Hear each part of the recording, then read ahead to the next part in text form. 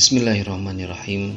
Alhamdulillahirrabbilalamin. Wassalatu wassalamu ala rasulillahi ajma'in. Sahabat rahimakumullah, dalam salah satu sesi perkenalan bersama para santri baru, saya meminta mereka menyebutkan apa cita-cita mereka. Yang unik di antara mereka ada yang menyebutkan bahwa cita-citanya adalah menjadi seorang ayah yang baik. Menjadi ayah yang baik? Iya, dia menyebutkan ingin menjadi ayah yang baik. Bagi saya ini unik sekali. Di saat santri lain menyebutkan cita-cita mereka menjadi ulama, menjadi mustahid, menjadi penghafal Al-Quran, dan lain-lain, dia dengan mantap menyebutkan cita-citanya ingin menjadi ayah yang baik. Kalau usia mereka rata-rata adalah usia para pemuda di zaman ini yang biasa melangsungkan pernikahan, maka tentu saja menjadi ayah yang baik adalah cita-cita yang tidak terlalu aneh.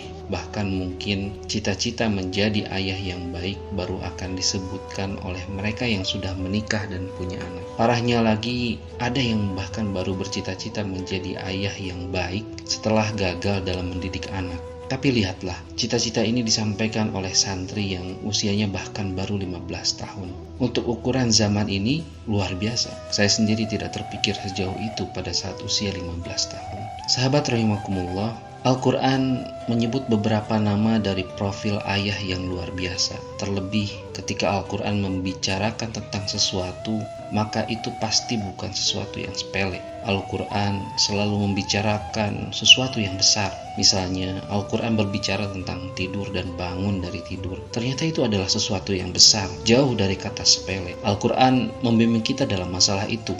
Karena orang yang gagal dalam urusan tidur dan bangun biasanya punya dampak yang besar dalam kehidupan. Al-Quran juga banyak berbicara tentang waktu. Jelas, ini adalah tema besar dalam kehidupan manusia. Banyak sudah guru-guru kita, para ulama, membahas itu. Termasuk pembahasan tentang ayah. Al-Quran berbicara tentang sosok ayah. Maka menjadi ayah bukanlah sesuatu yang sepele. Seketika saya teringat beberapa nama ayah yang disebut di dalam Al-Quran. Ada Nabi Ibrahim alaihissalam, ada Nabi Yakub alaihissalam, ada juga Nabi Zakaria alaihissalam, dan nabi-nabi yang lain. Ada juga Luqmanul Hakim.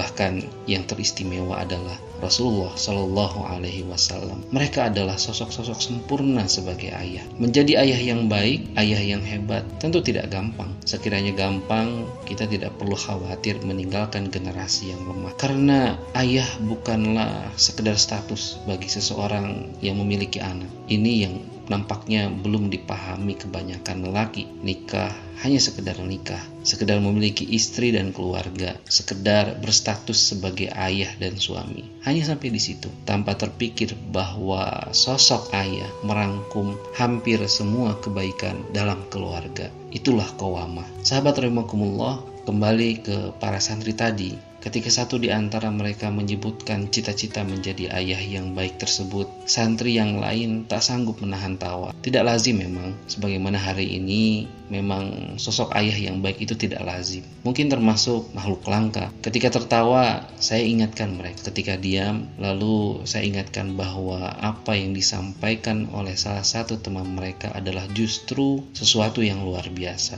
sesuatu yang hebat. Saya bertanya, apakah menjadi ayah yang baik itu harus paham agama? Mereka menjawab harus. Apakah menjadi ayah yang baik itu harus bertanggung jawab lahir dan batin untuk keluarganya? Mereka juga menjawab harus. Apakah memberikan nafkah yang layak? Termasuk juga apakah seorang ayah yang baik itu harus mampu berdialog dengan baik bersama anak-anaknya? Mereka menjawab harus. Apakah ayah yang baik itu juga harus mampu menyelamatkan keluarganya dari api neraka? Sebagaimana Al-Quran memerintahkan ku anfusakum wa ahlikum nar. Mereka nampaknya tidak punya jawaban lain selain harus. Lalu apakah itu mudah? Tentu tidak mudah. Maka saya sangat bangga di usia yang baru 15 tahun, santri ini sudah punya visi besar dalam kehidupannya. Satu visi yang tidak dilihat banyak orang seusianya. Seseorang dengan visi besar seperti ini jelas tidak akan menyalurkan syahwatnya dengan sesuatu yang diharamkan agama